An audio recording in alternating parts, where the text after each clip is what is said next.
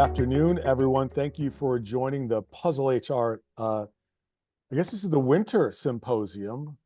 This is artificial intelligence, or the use of artificial intelligence in human resources, and we'll certainly touch on a little bit of that today. But we'll do. I think we'll do a little bit more.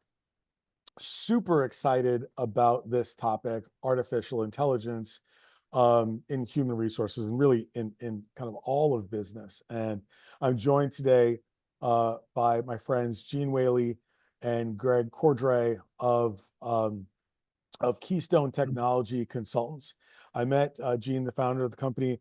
They invited me to their in-person seminar in Ohio. Was that November? October. It was October. Yeah, so it was October of 2024. Seems like a lifetime ago, but it's good to see you guys again.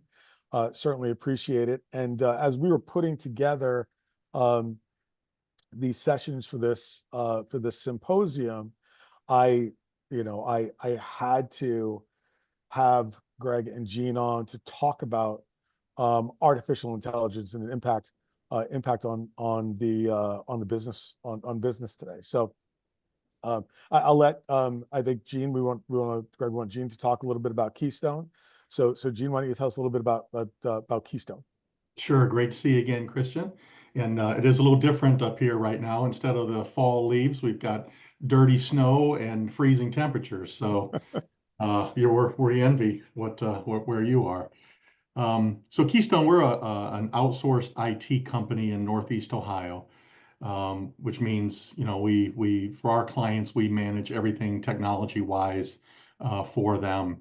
And so we've got about 35 employees and about 65 clients, if you will, all in the different areas, but predominantly manufacturing are the bulk of our clients.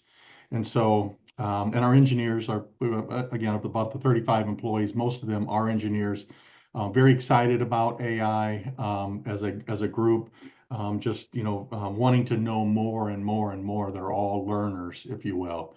And so this has been really a transformational kind of topic for us, because it's something our clients really have no idea about. And it's something that they look to us to help them along with and help them understand.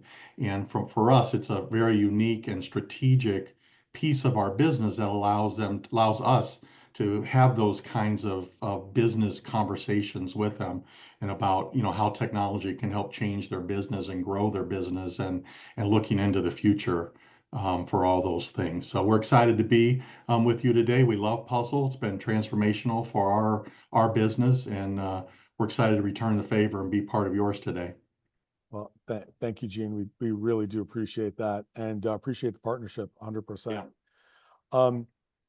So we were, as just before Gene, you popped on, Greg and I were talking. We have to start the conversation really kind of talking about the world of artificial intelligence, because it was upended on Thursday or Friday of last week, I would say. Mm. And the stock market, I don't know if any of you or any of our dear listeners are paying attention or invested in the stock market. We got a little, it was like the shock market yesterday morning when I woke up. It was and the AI world really got turned upside down. And by the way, absolutely, if you've got questions, you can put it in the chat here or in the Q&A. We'll try and pick them up and get them answered for you during the webinar. But it was the world was absolutely shaken by the Chinese open source model that was released last week. I think it was DeepSeek. Not because it was like world beating of like ChatGPT or Claude or any of the others that are out there, Llama, but because they reportedly built the thing with like $6 million. When you look at like an OpenAI, and they've spent multiple billions with the B building and training, their AI model. So it really kind of rocked the AI world. And so I figured we would start a little bit with having just a little conversation about that. Greg, what are your thoughts? Yeah. So, hello, everybody. My name's Greg. I'm the founder at Keystone. And thanks, Gene, for the intro and Chris for inviting us because I am passionate. I'm a super nerd and love business, but I'm passionate about making a difference for people. So, so I'm just watching, right now I'm really loving the AI stuff and the disruption in technology and the robotic side of things. So, uh, Deep Seek, I saw that a few weeks back and started using it actually right away and recommending it because it's way faster, super fast. And I don't know. I can't really see. I can't see anybody out there, but I'd wonder how many of you are using Chat GPT. So you talk with the AI. So I assume you're all using that to some degree. We'll Yeah, probably look at that. pop it in the chat if you're using Chat GPT or one of the other tools. Let us know. Okay. Yeah. Good.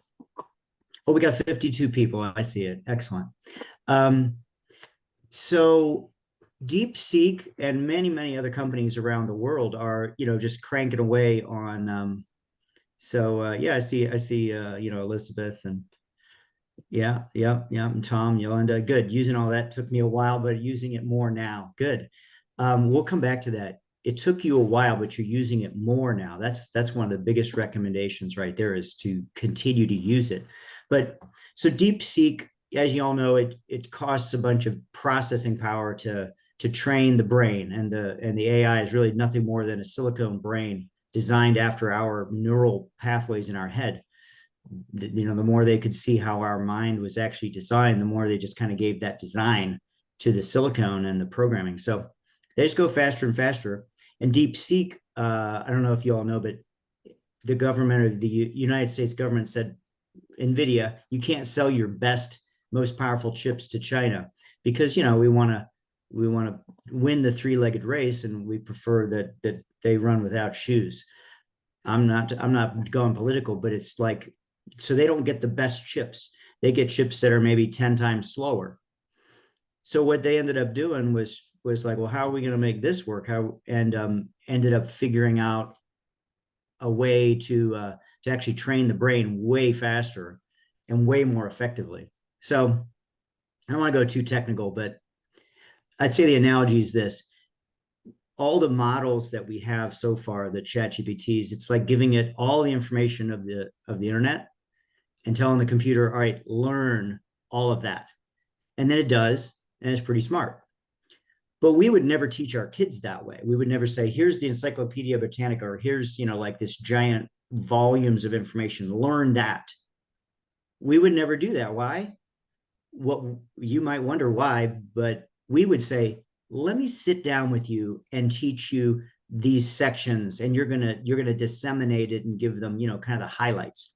So that's actually what DeepSeek did, is they train their model way better. I think I got to watch myself from going too technical, but the end result was that they got an extremely smart model, super smart, and it only uses 1/20th of the power. So 5% of the compute power is needed to give you your answer.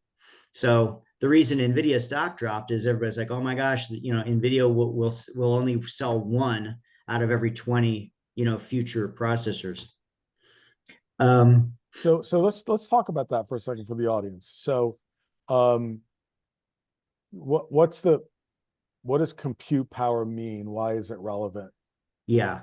So go back 20 years. I don't know how old you all are, but I'll take you back 20 years and to like say 1990. What's that? 25 years. You used to have computers that we would today call super crazy slow. Okay, really slow. And how slow were they? Well, you could see this, you could see it like processing. You could see it, like when you connected to the internet, you could read what was coming across. So processing power has now gotten, faster. Every, I don't know, every 2 years it doubles. It's Something like like that, Moore's yeah. law. What's that Moore's Yeah. law? Yeah. Yeah. So that's what compute power is. It's the brain of the computer. It's the biggest chip inside of a computer. And they've got trillions of transistors in there. So we're saying that the DeepSeek model uses less brain. Yeah, it does. Right. It does it's like to solve a problem, it only has to use 5 watts, while another processor would have to use 100. Right. And so that equals less electricity. Yep, less power, less processing hardware. Yep. But the right way to look at it, as soon as this happened yesterday, I was like, oh, I see what they're afraid of. But it's totally not the case at all. And I bought some options calls this morning. We're not giving out any financial advice, but I'm up 90%. So I was like, all right, we should make a little money just because some people want to. But anyways, so here's the deal. As soon as something gets 20 times faster, you can just do 20 times more things with it. Right. Like if I handed you a shovel that dug, all you had to do is hold it. You don't have to put your foot into it and dig. You just hold the shovel. What are you going to do? You're going to be like, woohoo, I'm just going to go like hold this up against all kinds of things around my yard and just watch the dirt fly. Snow. Snow. Snow. Yeah. And then what's going to happen? Your neighbor's going to be like, dude, what's up with your shovel? And you're like, yeah, check it out. And you're going to hand to them. They're like, this is crazy. And they're going to go buy one. So that's exactly what's going to happen here. And it's just the market kind of freaked out and thought China's going to take over and so on and so forth. It's just not the case at all. Yeah. Monica McNerney has a question, a statement really that maybe we can talk to around data security issues with DeepSeek. I saw that pop up. I'd like to share my screen but before I share my screen, I had what was her name? Monica. Yeah, Monica had the exact same question. I'm like, oh, Greg's going to start using DeepSeek versus, Chat GPT. So what about my data security? And I looked at the terms and conditions. I thought I would just go there, right? Like, what do they say they're agreeing to? And I thought, well, this is going to take a while to read through it. I didn't even consider reading through it. So I decided to use DeepSeek to actually, I'm going to share my screen. Where are we at here?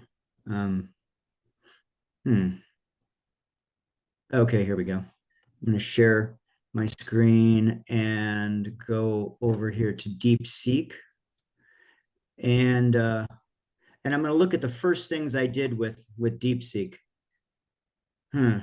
Cost to charge. Okay, maybe I got rid of that.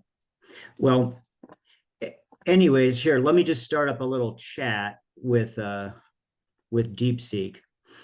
And you could imagine what I could punch in here is the terms and conditions of DeepSeek. I went ahead and said, compare these terms and conditions,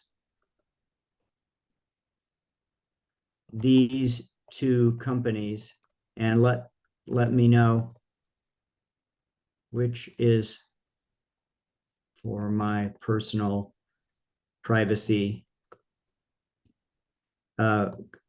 Show the specific the differences. Okay, so I said, I'm going to give you the terms and conditions from ChatGPT, from OpenAI. I just went over there and grabbed their terms and conditions. And then I grabbed the DeepSeek terms and conditions. Okay, now I'm just going to hit enter here. And it's probably going to say, sure, give me the terms and conditions. And so then I just went ahead and punched it in. Okay, and then it compared. And I wish I could show you, but I got other examples later. It basically said, oh, here we go. I see. So I did it right here. I guess I started using DeepSeek, and then I had the question that was presented. So I'm installing an app. I may share sensitive information. I'm wondering if the app terms and conditions give them the right to sell my info or to use it in a way that's not really in my best interest. Here are the terms and conditions. DeepSeek, blah, blah, blah, blah, blah. There you go. There you go. Okay, I let it do that. And what it said was the terms and conditions you applied outline how DeepSeek collects, uses, protects your information. Here's a breakdown. So I'm reading all that. And I'm like, okay, listen, could you just summarize what you said here much more briefly? Because I don't get the time. And it said, all right, it may use your input to improve services, but claims no, so on and so forth. And the terms don't explicitly say that they sell your data. Okay, so I ended up using this and then I'm going to go down to the answer at the end. I said, look, just compare the two. Well, okay. I said, compare the two and just give me the summary. So here it is. It says DeepSeek is more focused on advertising and monetization through data sharing with partners, less transparent about user control. They may use your data that could reveal preferences or personal. And this right here was what I was looking for. They may use your data that reveal preferences or personality traits, because I specifically asked it, can it find out about my personality traits? And sure enough, it can. And this with OpenAI is more private. It's more secure. It actually specifically says we won't monetize and we won't sell your data. So here's what I decided at the end of this. I decided I'm only going to ask DeepSeek things that are just that don't really reveal much about me. I'm not going to go into legal stuff. I'm not going to do this, that, or the other thing. Good question. Hopefully that helped you with the answer. Is there a follow-up question to that? Yeah, I think Because I think Monica just posted a link to an article which I can't get to right now, but yeah, I mean, that's great. Like, so, and I think Greg, that's kind of one of the things, and we can kind of move on to the rest of the top of the conversation. It's like each of these tools, they're tools, right? And you have to use them as they are appropriate for you. And DeepSeek may be something that is best for just kind of generic research, right? Where Claude or ChatGPT, take your pick your voice, might be better for Claude's probably better for ideation and composing, and ChatGPT is probably better for code, as it were, or however you decide to use the tools. yeah. So what I find out that about DeepSeek, and it was immediately apparent, is that it is wicked fast. So we talked about 5%, 95%. It's actually 20 times faster. So some of you may choose a model that I'll share my screen again. Like I'll go over to ChatGPT. You may choose a model that matches. Let me go over here to here's ChatGPT. Okay. And in ChatGPT, you can choose, it's kind of like which trained brain do you want to use? Do you want the kind of like the brain that is best at reasoning? Do you want the one that's faster but decent at reasoning? Or do you want to use something that's more general? So if you use best at reasoning right here, you could ask it a tough question. Okay, I'm not going to do it, but if you ask it a tough question, like, hey, what are the, let me see what have I done? Just what can I help? Tax implications. Here we go. Okay, yeah, that was a quick answer. Well, I won't, in the interest of time, I'll just say that you can choose these models, and some of them are going to be very slow because you wanted it to be very thoughtful. Okay. If you take the exact same question and give it to DeepSeek, it will actually answer the question extremely fast, and it will be very thorough. So I'll give you another quick example. Downstairs in my basement, I'm actually working on a lithium-ion battery pack to upgrade. We have another business called High Voltage Indoor Karting. So they're high-performance Italian race cars that are electric. They're lead-acid batteries. We want to switch them to lithium iron phosphate batteries.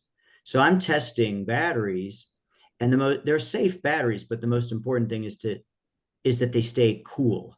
You don't want them to get hot.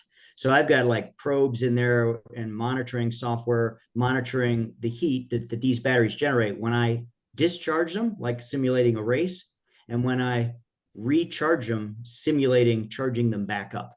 Well, it's pretty elaborate downstairs. I decided to use DeepSeek and ask it to simulate heat dissipation. Here we go. So I said, I'm gonna go back up to the top. I decided to ask it because DeepSeek was so fast. I'm like, hey, if I'm trying to dissipate heat from 16 cells lithium ion battery pack, for which the batteries are this and this and this, so on and so forth, how there, I'm gonna go, sorry, folks. Heat rise. Okay. Given the following parameters for a lithium ion battery pack, could you calculate the temperature rise in the pack after a 6-minute race? I actually worked with it to come up with a clear statement of the problem. 15 cells, 1 kilogram battery pack. I raced for 6 minutes in 85-degree temperature. And then what heat is it going to create? And I want you guys to know that this thing really thought about it, used some pretty advanced math, which I learned in school, but never would remember any of it.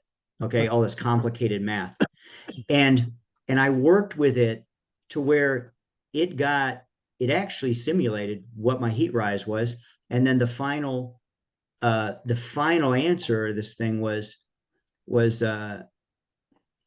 is it safe? And it was like, yeah, it's safe and you're good to go. So I worked on that for quite a while, but it only took me like 4 hours. Here's my final results. The temperature after 44 races around the track, okay, it will go up 12 degrees and it will finally reach 44 degrees Celsius. And yes, it's safe. So here's my point. I've never used AI in a way that worked for this level of complexity. Okay. And it did it. And I did it inside of 2 hours. And now I could stop, all this extra stuff I was going to do. And I can focus on building a prototype that will go into the carts and the prototypes based on these temperature estimates. I hope you're getting something out of what I'm sharing, because you're going to want to look at where are the tough problems in your business. I absolutely, as I think about it, right? Like, okay, so we're talking about heat dissipation in electric race cars, right? I get it, like complicated, that's complicated. But so are Fair Labor Standards Act laws in Yes. California, as it were, and how they relate to employers with or businesses with employees in multiple states. So if it can, I feel like there are a lot of business owners out there, business leaders out there that are still to this day using Google, right, to get answers to questions. And there are better tools, right? And if you take the time to use these tools, you can get a better output for your organization.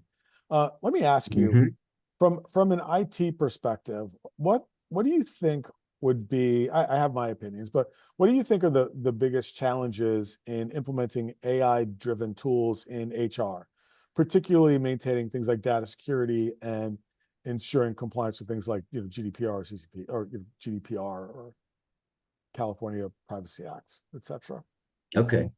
Yeah. So you're wondering what are the biggest challenges for the audience to in implementing AI in the HR area? Exactly. So if I'm an HR generalist or a business owner or something, and I have an HR question, right, or question around HR, whether it be compliance or I've got a specific, issue with, touchy issue with an employee that I want to deal with, what are some of the biggest, what issues could that person run into, either like short term or in the immediate, or even longer term, with communicating with the Okay. AI? What do you think?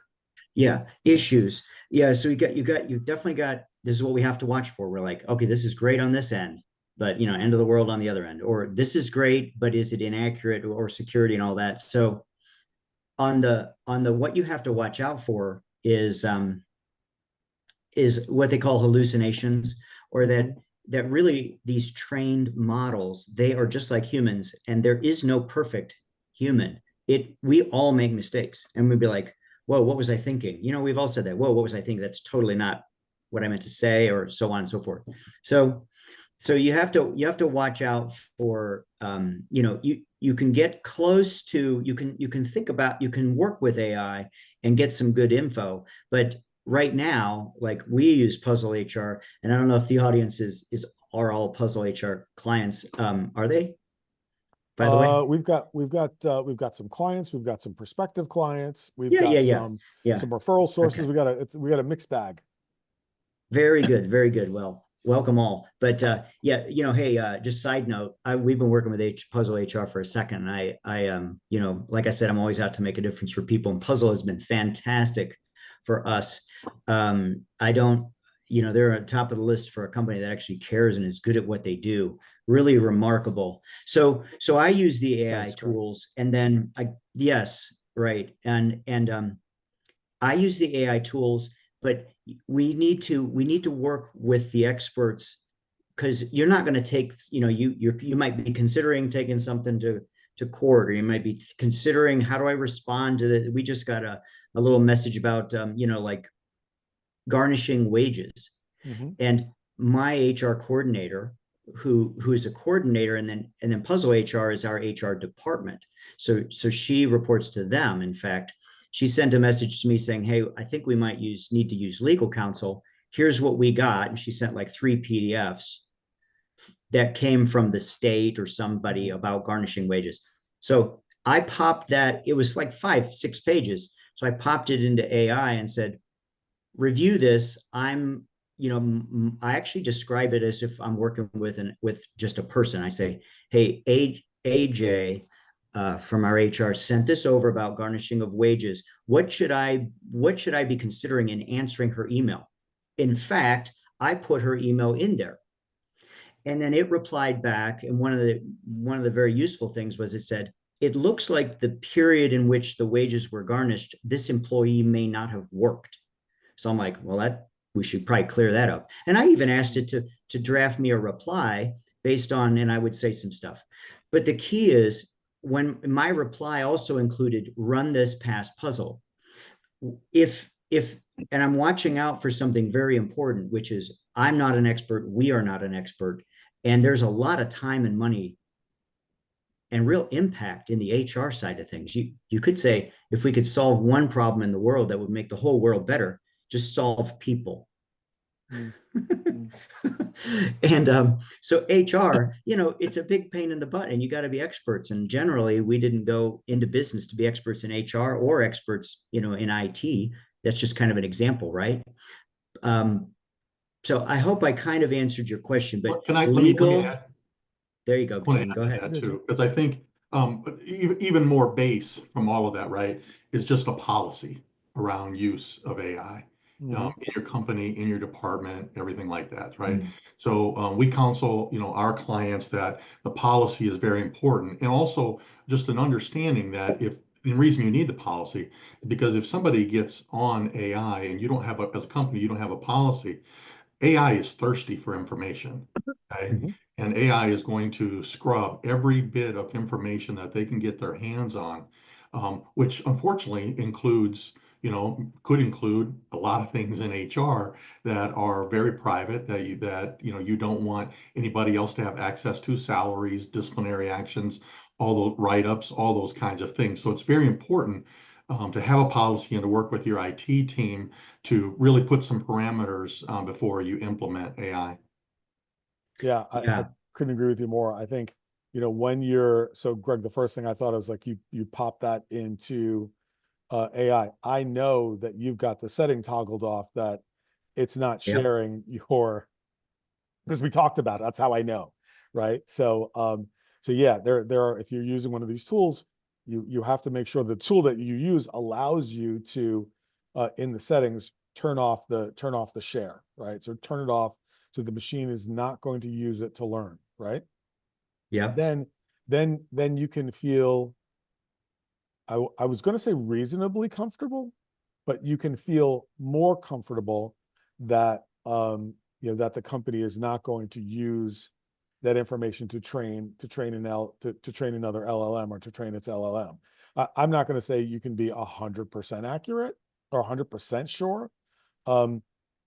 So I know that personally when I use it for anything, I always make sure to anonymize everything, if not only or just really kind of give them general information or give it general information. And there, Greg is showing you how to toggle it off. But I always make sure to put in, be as general as possible. And for just that very reason. Right, there you go. Yep. So So that, we always want to try to give you something of value. So just if you've got ChatGPT, click on your name, go to settings and data controls, improve the model for everyone. The default is on, which is great, except that if we really do have a good mix of things in there and our privacy matters, you'll want that off. Now, yeah. this is a good topic because we also have, so Microsoft's another big player. They've got who they are. So it's one of the ways you're going to get access to AI tools is that your software providers are going to add it into the tools you already use, and that's the most natural way. I don't know what the word was, but that's the easiest way that you're going to get those tools. Microsoft has, their ChatGPT is called Copilot, and we run it in the company, and all of our data is actually then that Copilot is within the company. It's kind of like your own file servers, your own printers, your own ChatGPT. It's all within the company. And good thing about that is that your data doesn't go outside, so you can use it with the confidence around the privacy. Second, it'll actually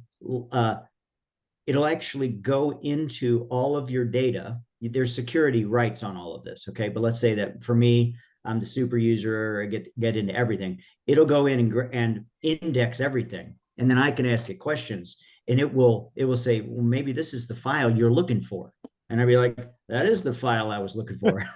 Thank you. Saving us time and money. Yeah, So, that Copilot tool is a great tool.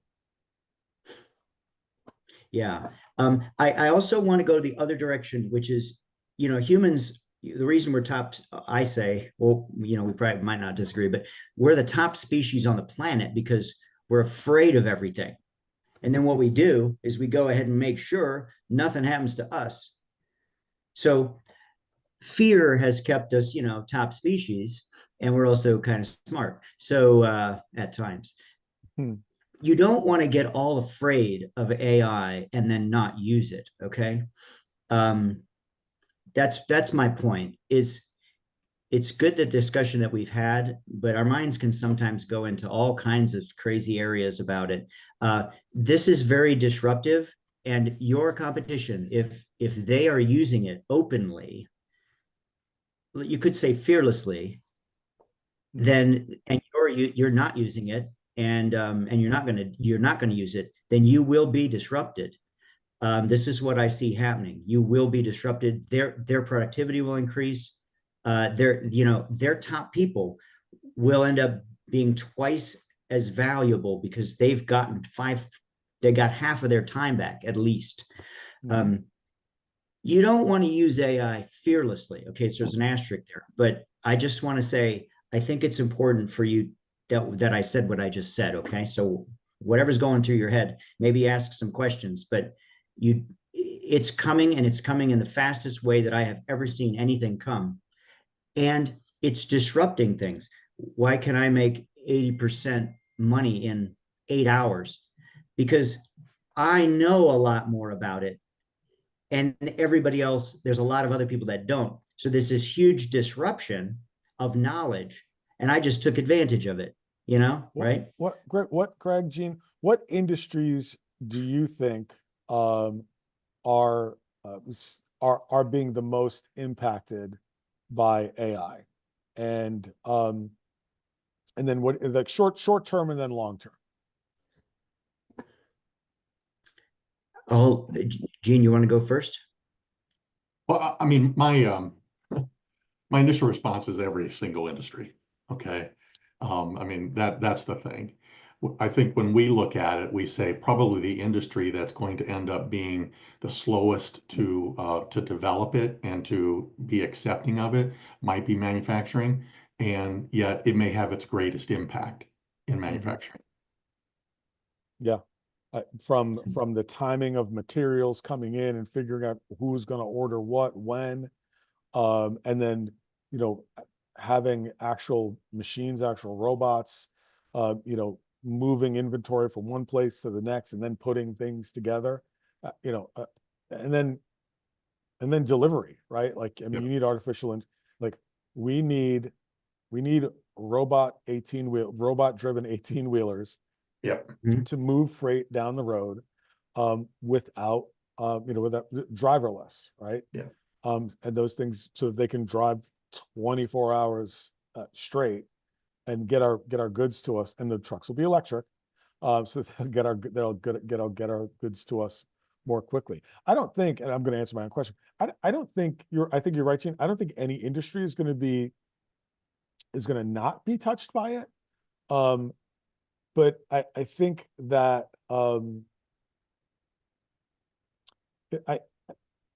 I think that there'll be places here. I'll say it this way. I can't think of a disruptive technology that was ever introduced that's cost more jobs than it eventually created. Mm. But so if you look at, so yes, okay, so but if you look at manufacturing, they were really the ones that have embraced, the lean theory and so forth. So there's not a lot of extra people run around manufacturing plants. And if you think about the what Greg did, the calculations and everything that he did, they're doing that all the time too. They're and engineers for them, very difficult to come by. I say all that, but at the same time, understanding what Greg showed us with the batteries, think about the use of that in healthcare, right? Right. Around cancer, around dosing, around all these things in healthcare too. It's hard to say. Yes. I've given this a good bit of thought. See, I've got 3 kids still in college or about to go into college. So I'm watching out for their future. And I'm wired, by the way, to be futuristic. It's one of my things is I'm constantly thinking out into the future. So my middle daughter is passionate about communications and dance and fashion. Yes. She totally knows she's not going to make any money, and she's good with that. Like a starving artist or a dancing artist. Nobody wants to see, these might sound like jokes, but they're for real. Her dance career will probably not be disrupted by AI or robotics. Nobody wants to see a beautiful robot dancing. I just don't think they want to see that. Now, I could be wrong. They do like to see the art. So my son is in financial, some business finance, kind of like those big mergers and acquisition deals. He likes the excitement. I think that field will, and he knows a lot of AI. So he's running all his calculations past AI and doing, blah, blah, blah, blah, blah, and can create the presentation.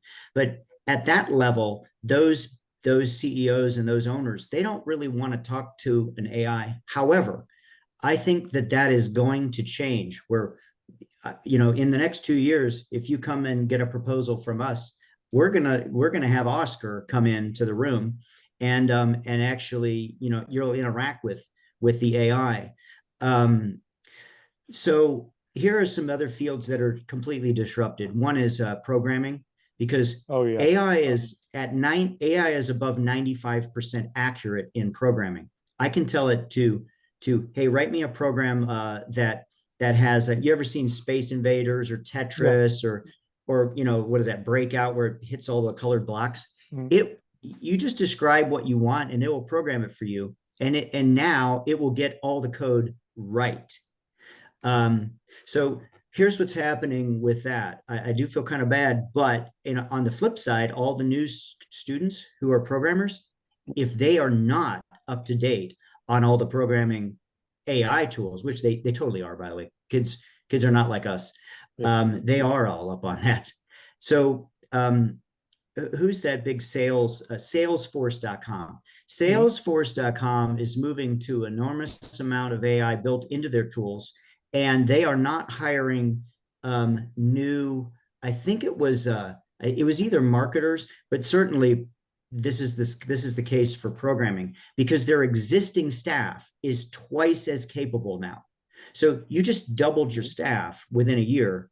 So so all the good people will stay. I mean, the more that you all use the tools, you'll see that there's nothing free. Here's another area that's kind of protected just for a while, probably for 5 years ultimately, but any type of thinking job that'll be disrupted. Any type of job that requires moving something physical, that actually, the job is actually impacting atoms, on the world, that, like, go out and dig a ditch, go install that plumbing, go, hang the drywall. Robotics will be able to address that in the future, but it's somewhat protected now. So being an electrician, you're in great shape. No worries.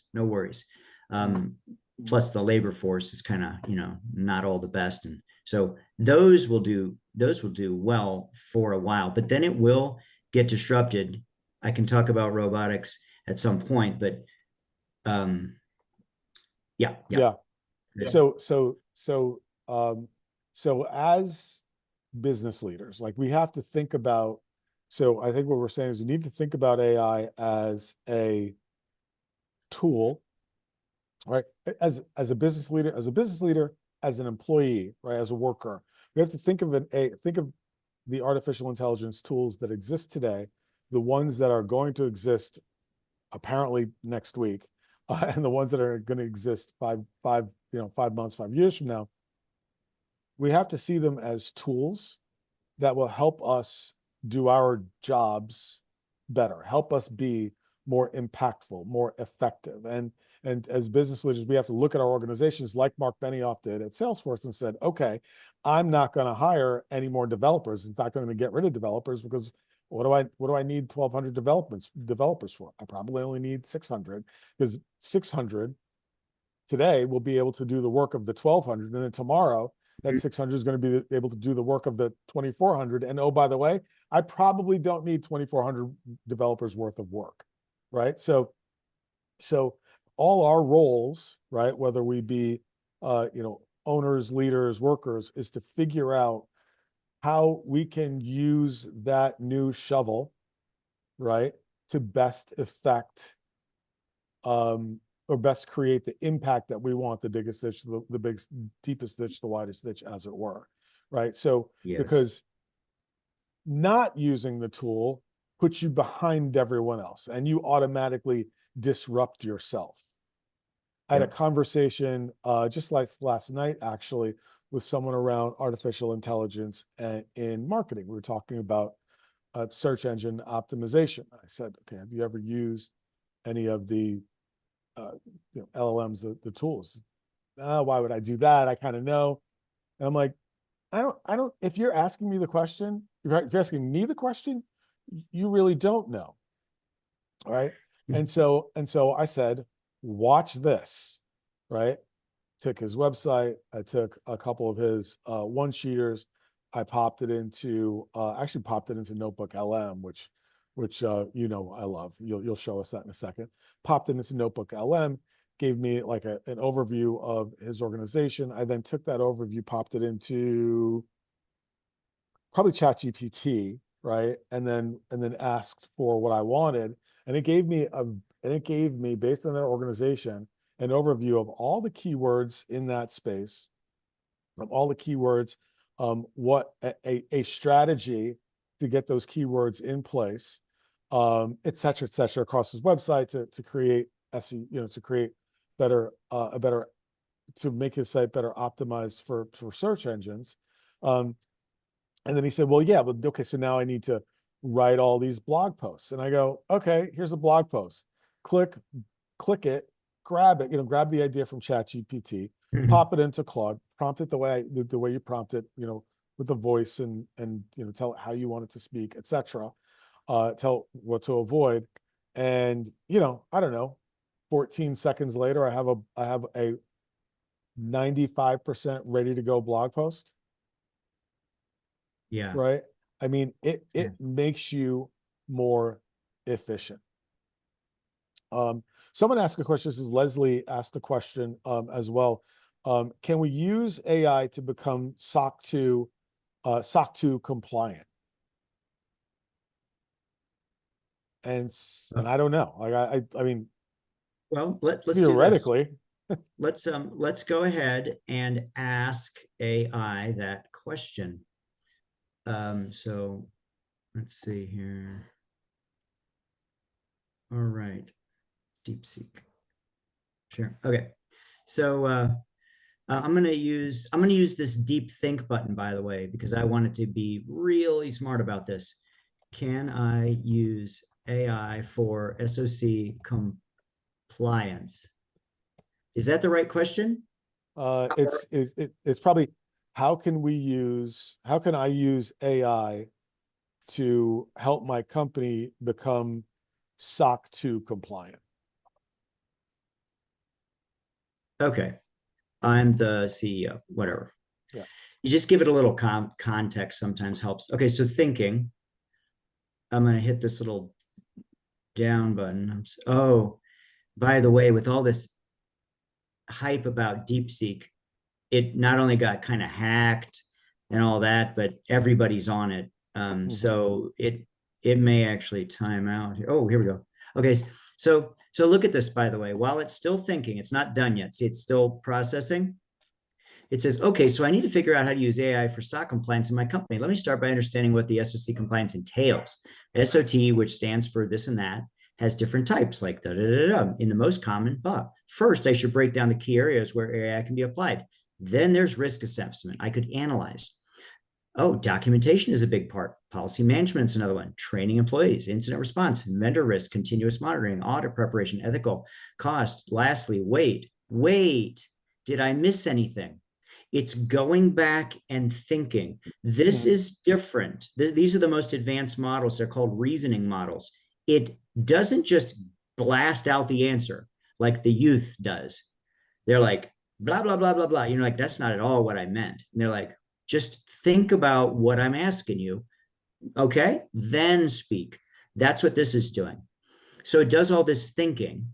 And then it said, like, I should consider this and that. Once it's done doing the reasoning, here it comes. To leverage AI for SOC compliance effectively, consider the following structured approach organized by key areas: automation and monitoring, risk assessment, predictive analysis, documentation, reporting, automation, policy management, AI-driven training, incident response, vendor risk, continuous, blah, blah, blah, blah, blah, blah, blah, blah, blah, blah. By strategically integrating AI clusters, your company can enhance efficiency, and reduce human error rate. Okay, so if there's an expert out there, how does this look? I mean, sometimes it's just like way off. So as a person who is riding Copilot, taking his company to SOC 2 compliance, like literally right now, that's pretty damn good. Excellent. Okay, and Gene's laughing because he knows. In 1 minute. Yeah. Yeah. Yes.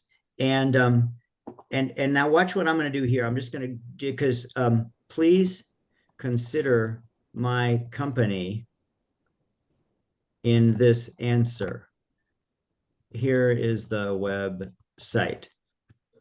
Okay, and let's see. I'll just do this one. Superspinner.com. They actually a company that we started a long time ago to make innovative child swings. Hmm. Oh, there you go. So now it's automatically, doing all this. Now, I'm not going to show it to you. Why? Because I want you to get interested. It's the most important thing. Yeah, see, because it's an e-commerce company, by the way. Mhm. Yeah, okay, I'm not going there. Like I said, I want you all to use it. Here's the thing about you gaining traction. I saw Chris like this well, I guess it was October, and then that at Keystone's Leadership Connect, and we had done one a year before. I did the AI presentation, in 2023, and the takeaway at the end of that was wait for your software companies to add it into the products you're already using and get using ChatGPT. Use it. Last October, I was like, holy smokes, there's a whole bunch more stuff coming. And then we shared a lot more. And here we are like 4 months later, and more has happened in the last 4 months than the prior year and the prior year. So these demos, you didn't have these before. You need to use it. And here you need to use these tools. I'm going to show you in a second. I know we're running low on time, but we have to unlearn how we don't ask for help. We don't reach out really that much, especially leadership. We're just wired to be independent. You got to stop doing that, because the more independent you are, the less you're naturally going to go ask for help. And that's what you're doing when you interface with ChatGPT or DeepSeek or, Yeah. Llama or Gemini or any of those. Yeah. Gotta By the do way, it. by the way, that is still good advice, right? So use these tools Yes. out there. Yeah. Right? The advice is still prescient. Use the tools that are out there, because, whether it be like, we use a software called Front for email that sits on top of Microsoft Office 365, like, use the tools. It will compose a summary of it'll compose a response email for you if you wanted to, and you can change the voice. In Microsoft, if your company has Copilot, right? You mentioned all the different things you can do with Copilot, which is really really going to be amazing. Salesforce.com, HubSpot, if you're using those tools for whether they be marketing or client outreach, it does the work for you. It lets you know, hey, this is the next play, or this is the next thing you should send this prospective client or customer. Really, again, moving you forward, moving your output forward. So the more comfortable you get with these things, all of us, the more comfortable we get with these things, outside here, outside of the applications that we use every day, the more comfortable we're going to be using them inside the applications that we use every day. I do a lot of spreadsheets in Excel, and pivot tables are a pain in the butt, right? But if I can just ask Copilot the question that I want answered, that I feel like this pivot table is going to give me, and Copilot just does it for me. I mean, I just saved, probably 15, 20 minutes, doing and redoing a pivot table, as an example. Yes. Greg, I'm sorry, guys. I've got to go. I got something I couldn't move. But does it make sense, Greg, to talk about how we use it with our proposal in creating kind of almost that webinar kind of feel too, with the two different people talking back and forth? Oh, absolutely. Yes. I can show that demo. Are you dropping off now? Thanks for mentioning. I have to drop off. So, Yeah. but it's an outcome even from our October meeting that we've made a standard practice on sales calls. Oh, that's awesome. Excellent. Yeah. Thank you, Okay. Gene. Thanks for coming on. Thanks, Appreciate it. everybody. Yeah. All right, Greg, Greg, we got a couple minutes left. So I know what you're going to show. So show us Okay. Keystone's new proposal methodology. Okay, I will. And one thing before we go into that, here's what I want you to do with AI. I want you to ask it what to do with AI. Okay, that's the key thing, is you don't know what you don't know. So here's what I did with it today. Today I had an image because I had some stock stuff. So I gave it an image of my stocks, and I was like, hey, or this is just some trades. And I said, how much did I spend? How much did I spend? I just give it the image. And I said, here, this is a list of stock option trades. Create a simple table listing them all and the quantities.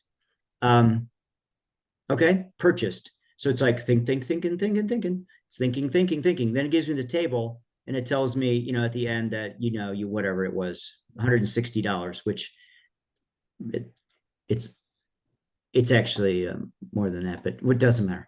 Okay, so you can give it an image. And then, are there any free services? Another thing I was working on, are there any free services which will output the transcript of a YouTube video link?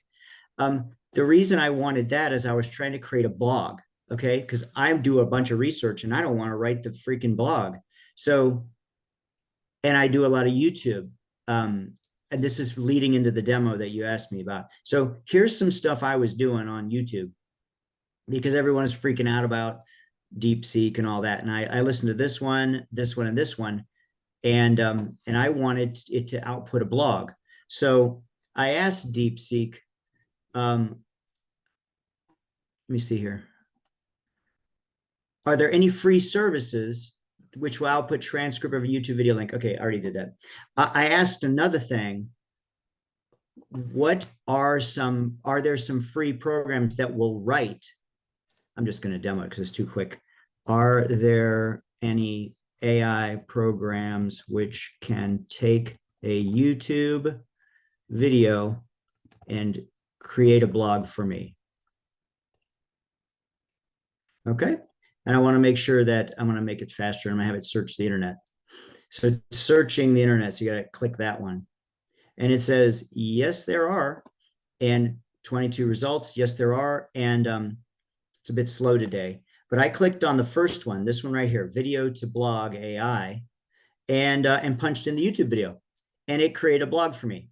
Frankly, folks, it was not good. It was not what I wanted. So so I went another way with it. I got to get this script. Okay, here we go. So I showed you these 3 YouTube videos. Now I'm going to use Google LM Notebook, and I grabbed the link of the YouTube video. Okay, I copied all 3 of them, and I went into Notebook LM. And so when you go into Notebook LM, you can create, oh, that's something else, sorry. You're not going to see how I do this. Let me try to back out. There we go. This is what you'll see when you go to Notebook LM. And I clicked create new.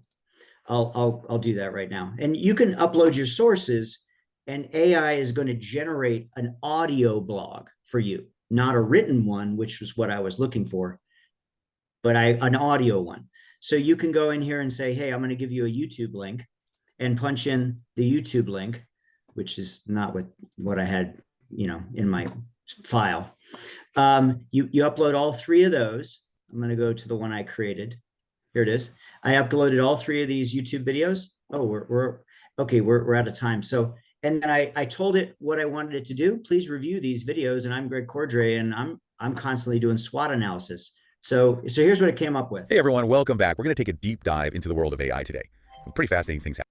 I always listen to stuff in like freaking hyperspeed. One more time. Here we go. Hey everyone, welcome back. We're going to take a deep dive into the world of AI today. Some pretty Google created this for us. fascinating things happening. Yeah, definitely a lot to unpack. Really are. Specifically, we had a chance to talk with Greg Cordray. You know, Greg, over at Keystone Technology Consultants. Oh yeah, Greg's great. And he's always looking, you know, at the impacts of technology on business owners. And particularly how they can use that good old SWOT analysis to... Right, exactly. Strengths, weaknesses, opportunities, and threats. Yeah. And so this is all kind of in relation to some recent events with, you know, the company NVDA, and then also a company called DeepSeek. Chris, I'll pause because I know the time. Greg, I appreciate it. I've done this as well for some other things. This is that's a really good tool and a free tool to use to learn things. I want to thank you and Gene for coming on here today and talking AI with me. We could sit down and do this for hours. But I certainly appreciate you coming in and spending the time. To the audience, thank you so much for coming in and spending some time with us. I hope you learned something. I hope we piqued your interest, and I hope too that you get a little bit more. You get a little bit more out of your AI usage, and a little bit more out of your own personal productivity.